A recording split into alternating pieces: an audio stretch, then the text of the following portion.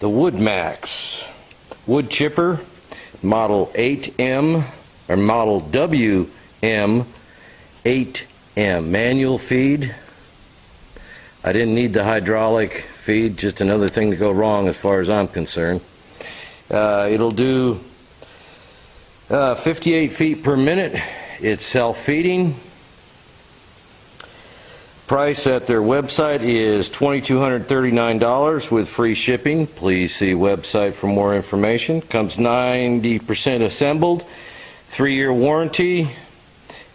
It'll take logs up to 8 inches. The flywheel on this weighs 200 pounds and the entire unit weighs 950 pounds. That's enough advertising. The chute is adjustable for the discharge. So let's go and take a closer look.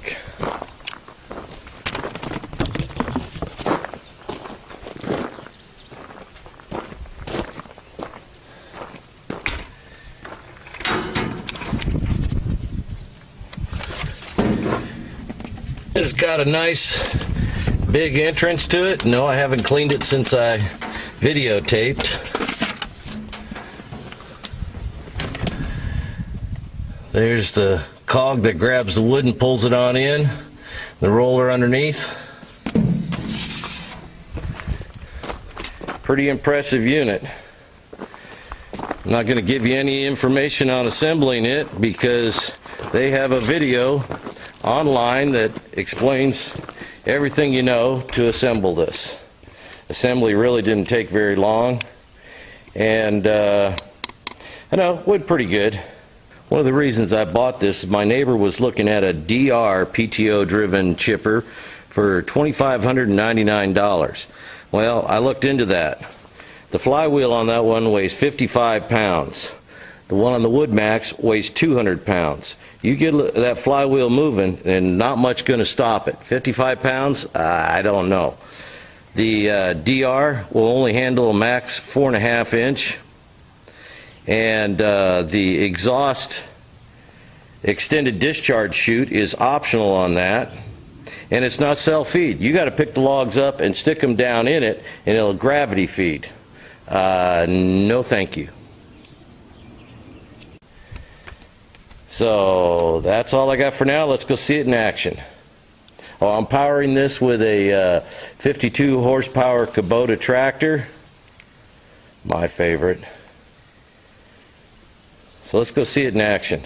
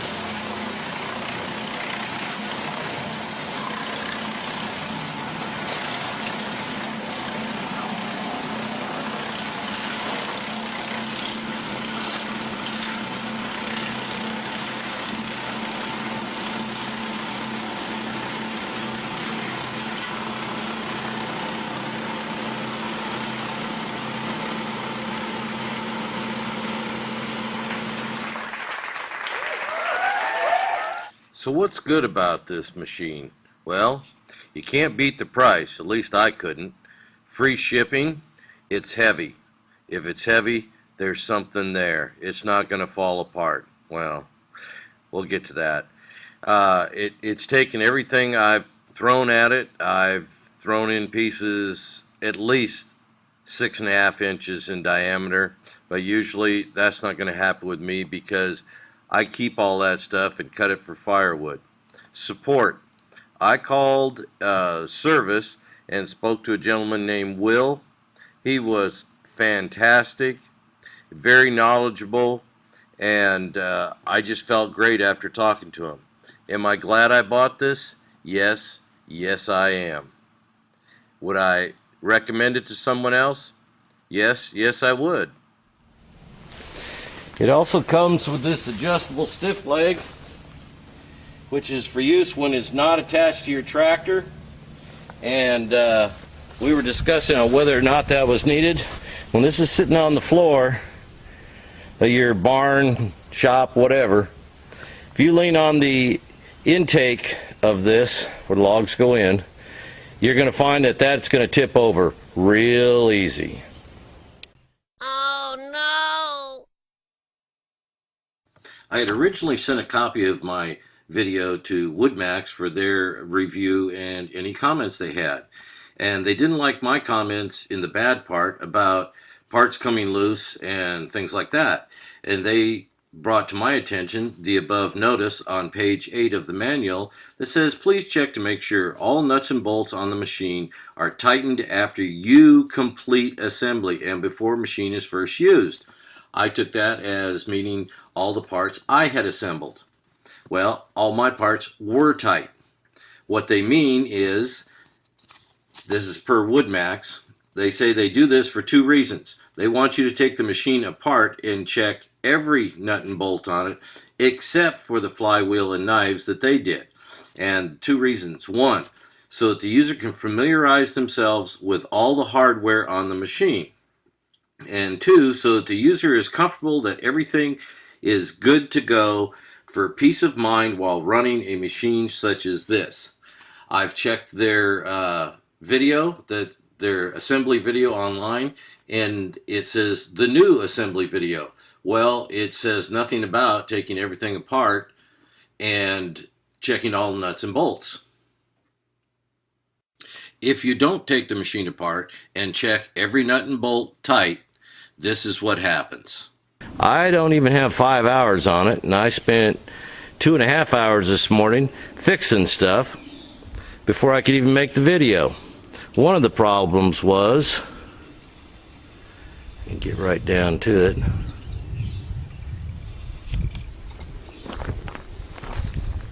bearing housing here.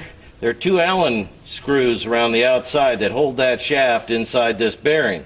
Well, and there's also a grease fitting here. When I went to grease it this morning, there was no grease fitting, so it had evidently fallen out. And this shaft, which is should be right lined up here at the end, flush, or thereabouts, wasn't even there. It was almost a 1/2 inch in. This whole section here had slid out, letting the shaft and the drive wheel slide on in. So after some minor, semi-major repairs of getting that shaft back over and locked in here, I went around and checked the Allen set screws on all the shafts, and all of them were loose. Now the first maintenance due on this is at approximately 10 hours per the manual. Another problem I had was I was chipping with the neighbor the other day after he dropped a tree. We were running all the brush through this and all the chippings into a trailer, and I just happened to notice this nut right here was laying right down here, and the washer and everything was off, and it was just about ready to go right into the chipper. Now on all the other nuts and stuff that you as the owner apply, they all have nylock nuts on them. This one and the one on the other side here do not have nylocks on them. So I ended up taking it off and well, I did a field repair to put it back together. Then after I got back up to the barn, put Loctite on that. But that wouldn't have been too good going on in there and running through the wood chipper. That would be a serious improvement. Another thing is they didn't, they were short. Well, they weren't short. They had the right number of nylock nuts in the package for this, but the problem was one of the nuts was no good. So I ended up having to put a 3/8 bolt in and double nut it. Another problem here is on this support. Right down here. It attaches from the bed to the main unit. You'll see there's all sorts of wood chips here. And somebody asked me, why do I have that duct tape on there? Well, the duct tape's there because when they welded this up, they didn't weld across the top here. That's right underneath the drive roller, and all your chips come down, and this just fills up with garbage. It's welded on the two sides and the bottom, but not the top. So all that debris is going to get in there, going to get any moisture, water in there, and that's going to rust and fall apart. I'm going to put a bead of caulk across mine. That'll fix it.